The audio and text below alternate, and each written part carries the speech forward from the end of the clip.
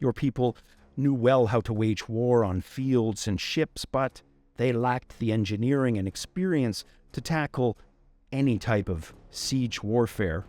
Still, there was much of the city's suburbs and environs not protected by the wall, which did protect its most valuable core. It would be described by their empire's chroniclers in their writing and on their calendars that your people suddenly, on the morning of the 18th of June in the year 860, and without warning, descended like a swarm of wasps. You would also find out later that the emperor and the most elite of his army were away fighting the Saracens, and with them, the fleet of ships that breathed fire.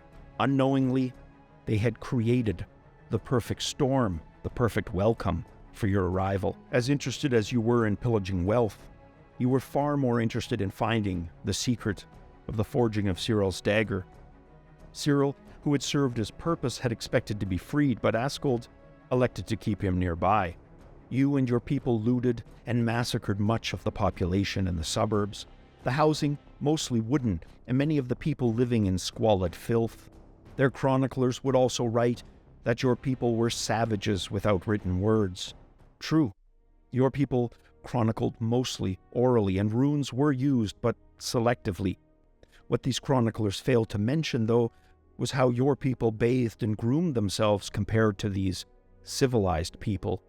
You generally bathed weekly, if not every few days, grooming hair, cleaning ears. These were as important among your people as farming and survival. While you held Fenrir, you also carried a comb, a razor, and bones to clean your ears. Yet, you would be chronicled as the savages for your beliefs and ferocity. It made little sense, but such were the fates, not to always be easily understood by men. The ferocity and fury of your Northmen would continue. Although the walled portions of the city core were saved from your continued presence, the suburbs on either side and the islands of this narrow sea were not. All opposition was crushed, armed, unarmed. Anything within sight was brought down. On one island, your group attacked a splendid-looking group of buildings that Cyril said belonged to an exiled patriarch of his church. The patriarch was not there during your attack, but many of his followers were. Your people took them onto the ships, hacking them to pieces and throwing them into the narrow sea. Cyril, rightfully, was terrified and utterly shocked at their fate. You understood he saw his fate in those actions, so you sought to reassure him by telling him he was with your people and thus safe. This did little to reassure him, and the only thing that comforted him and kept him from whimpering to his god was drink. For 6 weeks, your people ravaged the surrounding environs. During the 6th week, you discovered that the emperor had slipped back into the city with his army under the cover of night. Cyril, in a rare moment of sobriety, asked you to take him into the city, promised riches for your people. The emperor, he said, would likely pay to have your people depart. You sought counsel with Askold and Deer and presented Cyril's proposal. They had already loaded their ships, but the thought of additional gold and riches outnumbering what was already taken, that was tempting. Cyril, sober and likely with the foresight of knowing what happened to the exiled patriarch's men, would make a convincing argument, stating everything he had said to date had been correct about the city. He spoke of statues made entirely of gold that could be loaded on the ships for the asking price of simply leaving. The brothers agreed, but with the caveat that no commitments would be made beyond a year. There would be no binding peace treaties, only their leaving. Cyril, happy for any grasp on self-preservation, hastily agreed. He had trust among the nobility in the city and with the emperor himself, and would thus get you into the city. It had over 30 fortified gates. The largest on the west side of the city that faced land could see exit and entry of the entire army in minutes, while many of the gates facing the sea sections have been designed with the intent of allowing only enough room for organized single-file entry. One such gate Cyril called the Gate of the Lion, and he would take you through that gate as it lay near the royal core of the city. The evening before your journey into the city, Cyril prepared you with additional information he had previously mentioned. I am a friend in the Emperor's wider circles. We both enjoy the hippodrome races. Yes, quite enthusiastically. He could see by the look of puzzlement on your face that you had no idea what a hippodrome was, despite him trying to describe it to you with words in your own language. Sensing your frustration, he attempted to simplify his description. It is a large area where horses with riders in chariots race. The shape is like this, he said, using a stick to draw a shape like a circle, pressed on two opposite sides, and then stretched. Thousands of people watch these races, each with their favorites, and some wager coin on the outcome to spice it up, you see. The Emperor Michael III is particularly enthusiastic and has his favorites as well, some of whom he has brought to official engagements, which caused quite the stir, I must say. Even won him some enemies it has. The Gate of the Lion brings us right before this hippodrome, its southern portion, an area I know quite well. Word will spread quickly when I announce us in the distance to the Emperor's quarters in his palace, not far beyond.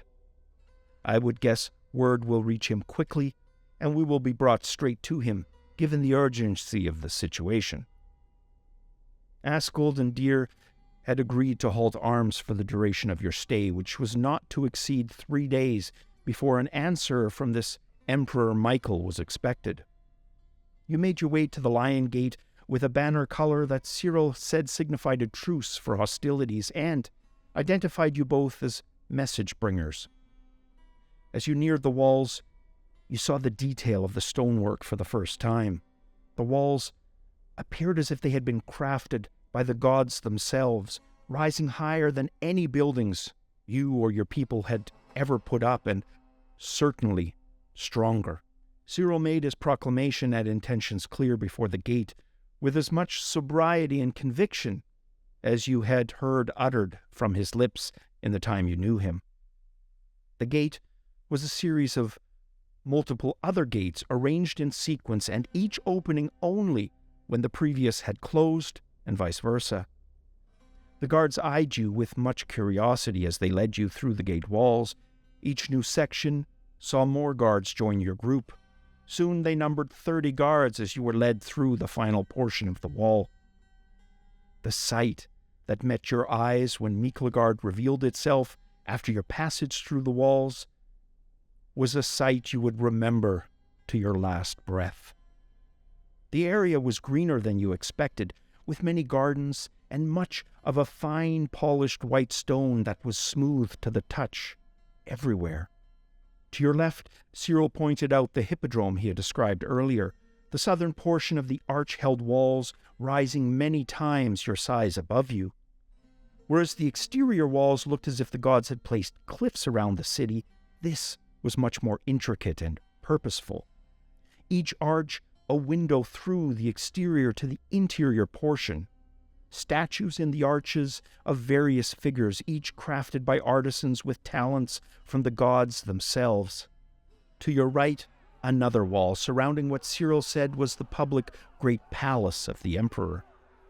A crowd was beginning to form around you as you were led further north between the hippodrome and this great palace. Around you, yells from the growing crowd, even a few things thrown, but the guards formed a tight circle around you. You reached a magnificent gate entrance, which was attached to a rectangular building with 4 piers supporting a large central dome, which itself rested on 4 large arches in a similar fashion as the arches on the hippodrome you'd seen. The guards pushed the still-growing crowd of people to the sides as the gate was opened. The gate itself containing beautiful craftsmanship of icons likely to their god. As you enter, the true awe of what you have witnessed since entering the city manifested around you. The walls decorated with slabs of multicolored marbles, and the ceilings covered with small tiles, making up various scenes, lifelike scenes like from a dream, the scenes of a long-dead emperor king and his wife, flanked by nobility and greeting some great warlord general who had brought with him tribute in the form of captive chiefs from some far-off place. On the outer edge, where this domed ceiling met the walls, were interior arches with various magnificent statues. Cyril, seeing your awe, only smiled as you were led further into the great palace. You next walked through a garden that seemed nature, but in order. Something that looked strange, but beautiful. Water flowed upwards and spouted into the air, and an overabundance of plants and flowers. At the other side of the garden, you were led into a hall even more magnificent than the last. A man inside the next hall met you, whom you would learn later was the royal eunuch. This was a man who had that which made him a man removed as a young child. He had no facial hair, and his skin as smooth as any woman's or young child's. Cyril continued to amaze you now, speaking in yet another tongue which you did not understand. While they spoke, you were searched again, even though you had approached the city with no weapons and were already searched at the gate. After a few minutes, you were led into a courtyard and then another hall that looked as if Odin himself would use it.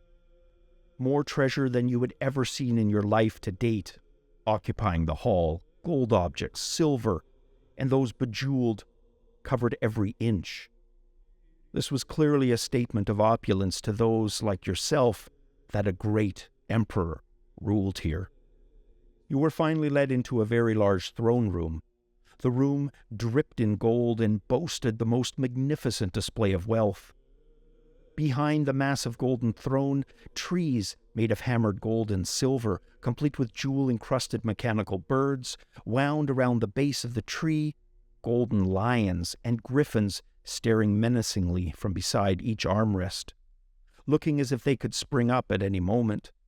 The throne itself was of immense size and sat on a raised portion. On the walls, golden eagles and other birds of prey, as well as singing birds. The eunuch then made a sign for you to lay yourself to the ground. In your society, you did not kneel, but only to a king or jarl who had your respect, and this did not extend to foreign kings. However, a look from Cyril forced your hand. He, a supposed friend of the king, was doing likewise, so you supposed you could feign the gesture, even if this emperor had done nothing to earn your respect. You recognized the name of the emperor when the eunuch proclaimed it, and the emperor then entered. You could hear the footsteps stop as he seated himself on the throne. Then suddenly, it was as if you had been taken elsewhere. Music began to play, but you'd not seen any musicians. Metallic sounds echoed against the sound of the music. You snuck a peek from your prone position, and to your shock, the throne was no longer there. The eunuch made a gesture and rose, as did you and Cyril, to the music still echoing in the chamber, and the noise you could now see was coming from the very lions and birds themselves. The statues moved of their own accord, as if Odin himself had blown life into them. Most shocking of all was that the emperor was still on his throne, only now it was raised near the ceiling, where he sat looking down upon you all. Cyril spoke on your behalf, as the emperor's throne made its way magically to the floor again. The two speaking back and forth, and the emperor looking angered.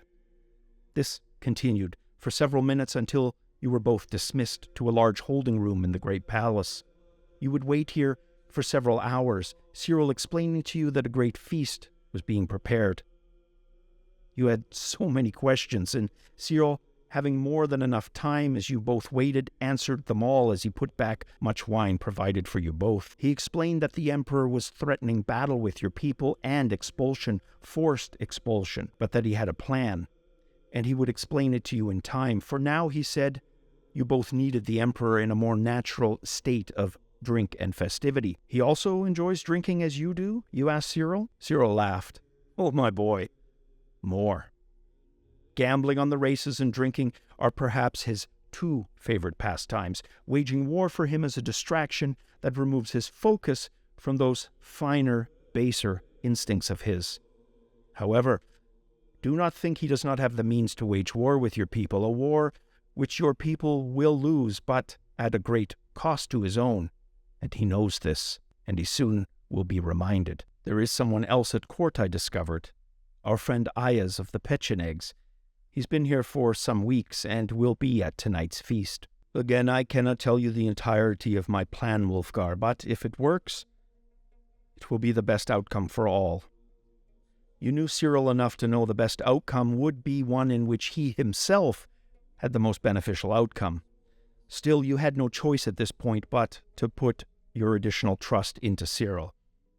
You were in Miklagard with walls separating you from your people, and no Fenrir to accompany you to any afterlife should any of these people seek to deliver you there. You agreed to give Cyril the time he needed, and your questions next went to the moving statues, music from thin air, and the throne which could fly. Cyril laughed heartily, the wine splashing color all over his thick beard and spraying out into the room and on you. Tricks, my boy, meant to inspire awe and wonder in enemy and ally alike. There is a man we call Leo, and he can calculate with numbers alone amazing things you or I could not grasp in several lifetimes. He also works with these statues, we call them automata, which your language has no words for, but let us just say moving statues. Each part of the statue independent, yet a part of the whole. He spoke at length about the wonders of this Leo, but grasping onto anything that made sense to you was futile. You know what you saw with your own eyes and what you heard with your ears, but an explanation? That would never be understood. To you it may as well have been magic, as it was something more fantastic than you'd ever seen, even in the most bizarre of fever dreams. You were next led into the banquet hall, which, like everything you had seen in the great palace, also was covered in intricate mosaics, bronze and gold statues, and the polished floors you now knew were marble. The tables themselves longer than any you had imagined in Odin's hall would look like. You were seated at the far end of the hall, near a raised table where the emperor would sit. Yves was already seated and greeted you with a smile, and extended his hand for a shake. You had learned his handshake was lighter and longer than what your people typically gave, but you reciprocated. The Emperor Michael III next made his entrance, only after everyone was seated, and to tremendous fanfare, dressed in impressive robes of a color you'd never seen before, Cyril telling you as the entrance music played that it was the color of the Imperial family. Seeing the Emperor walk, you noticed that he swayed to and fro as if he had already begun drinking. He was accompanied by a strange, small-looking younger man. The man had a compacted face with small eyes and a large snout-like nose, with lips protruding outwards. As he sat, he immediately began to drink. Food was served and many discussions were hammered out. Several times throughout the meal you were pointed to, and the room would go quiet, some angry voices shouting until they in turn were shouted down by the Emperor's inner circle. You knew the discussion was about you, and that Cyril likely downplayed the severity of much of what was said about you and screamed at you, but you paid it not much heed. The small man from earlier, who was now seated near the Emperor, was loud, and the more he drank, the more food would eject from his mouth while speaking. And his language, that based on the looks of the other guests, needed no translations, was rough. Yves had also become familiar with the Saracen delegation, who sat to his side and spoke with an interpreter. Miklagard was a crossroad of many languages, you found out, and cultures, and many of the learned men acted as interpreters, as they had a firm grasp of the various languages spoken there. The festivities continued for hours with all manner of entertainment, music and dance that sounded and looked strange but had a mesmerizing quality to it. Cyril explained to you that he would have an audience alone with the Emperor the next day, and that arrangements would be made for you to explore the city with Yves and a retinue of the Imperial Guard. Cyril drank with his usual abandon, but you cautiously ensured you did not drink too much. Soon, Cyril was in his usual drunken state, and by the time you made your way back to the guest chambers, collapsed into a loud, snoring sleep. You stared at the ceiling for some hours, going over the events of the day and processing what you had seen before drifting off to sleep yourself. In the morning, you, Yves, and your Imperial Guard companions headed out into the city with one of the eunuchs of the Imperial court. He was versed in enough of the language of Yves' people that he had served as translator as well as guide. You got the sense that this would be a meticulously planned tour with many sites off limits. The outer city had a smell to it that you noticed as you walked away from the great palace towards the central core of the city, a smell that wafted every time the wind blew. The smell of human bodily waste. Your guides pointed your attention to something in the distance. There, towering above everything else, was a mammoth column, at the top of which a statue of an emperor on horseback facing east. The sides of the streets filled with archways of green plants and trees, as well as merchants peddling their various wares. Approaching the column, you saw a building as large as all the separate buildings that made up the great palace, but in one single building. The roof of this massive structure was a half-circle that sat atop it. Your guide stated that it was the largest holy building of their god, the building named Santa Sofia. You passed through a large triumphal gate of the smooth stone marble and into a large rectangular square whose length ran west to east. There were numerous shops and stands selling freshly cooked foods and drinks, and the people around you wore, like you, primarily wool and linen, but not with plain but intricate patterns, golden lines, various colors you had never seen for clothing. You were still struggling to conceive the amount of people you were seeing, with buildings as far as you could see. As your group walked westwards along a large street, filled again with shops and stalls to either side, you noted opulent wealth, but also those who appeared extremely poor, living side by side. Many of the larger buildings here aged in appearance, with greenery beginning to grow on them and visible cracks in their walls. Yves asked the guards for a small detour, and they were happy to oblige. You were led off into a side street that had a population of Saracen merchants. Each alley weaved into the next, and it would likely take half a lifetime to learn your way around here, you thought. As you entered the fourth such alley, you heard the familiar clanking of a smith. Yves smiled. You were obsessed with Cyril's dagger. Well, I have found the steel. These Saracens, they forge it. It comes in a large cake-like ingot, which they craft into daggers and swords. My friend, this is Zion. The Saracen delegation made me aware of his services. He crafts and sells the strong iron you were looking for. Zion extended his left arm in greeting, and you shook hands, his grip strong like yours.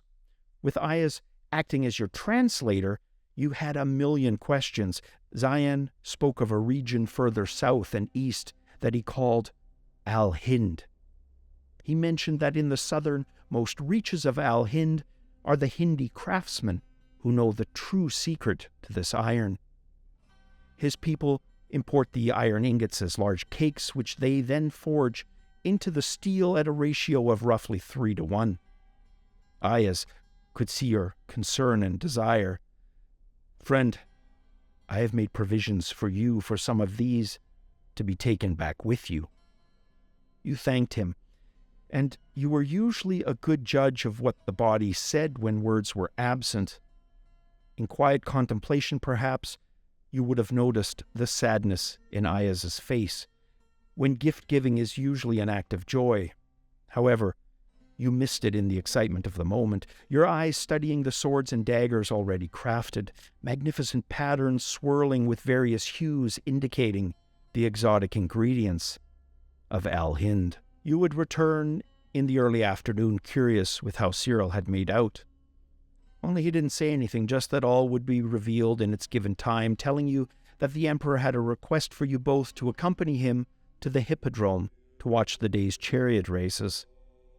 You entered the Hippodrome opposite the gate that you had used for the great palace.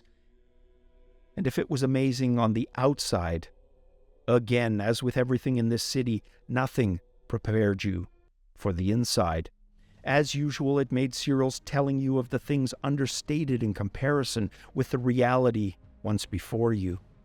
The ground where the races were to be held, large enough to hold many armies. Along the length of the sides were 20 to 30 rows of seating for spectators, which you guessed could hold an almost equal amount of people.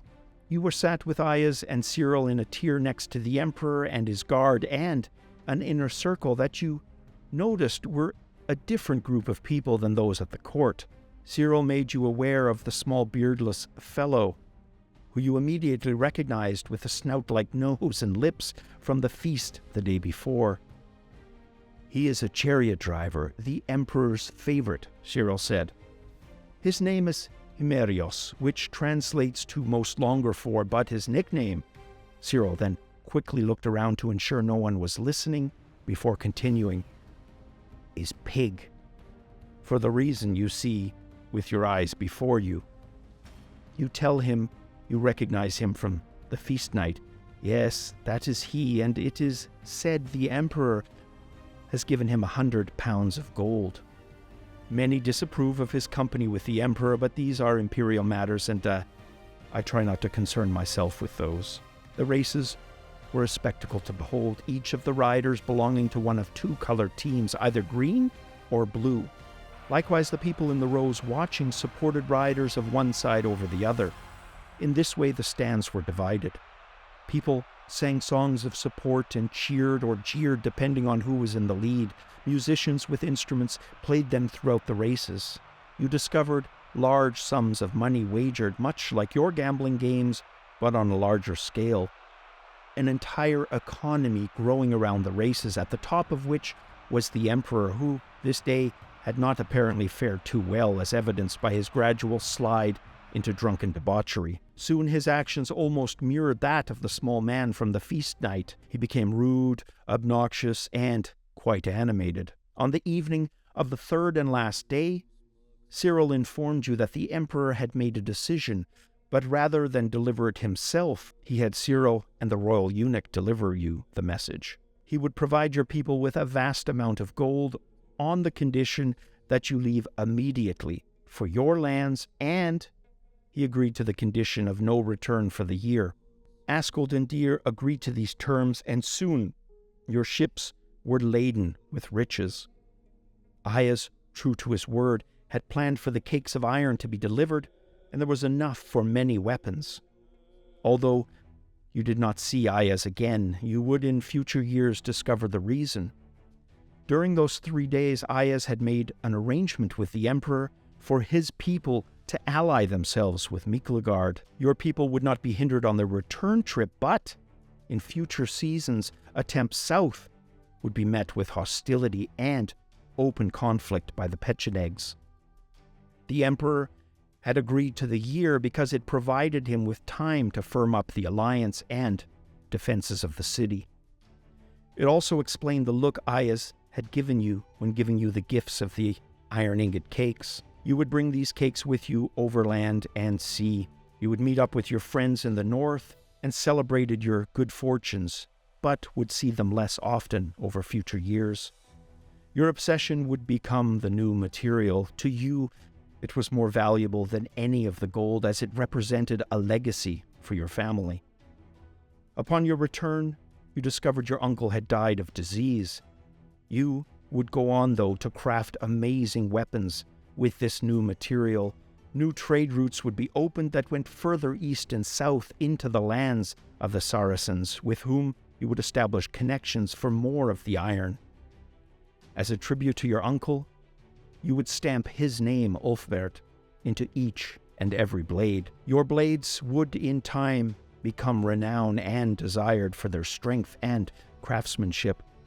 And you would pass this trade on to your son, and he to his, for many generations, each stamping the sword with your uncle's name. In centuries to come, your people would raid far and wide. They would topple kingdoms, and they would establish their own. But soon, the religion of Cyril would convert your people, and your old ways would slowly die out, save for the sagas and folklore that would speak of your heritage. As time moved forward, the secret of the Ulfberht sword would be lost to time like much of your people's pagan past. However, centuries later, swords with the Ulfberht stamp would be found in your homeland and throughout the north of Europe, a testament to your life and family's legacy and the journey once taken.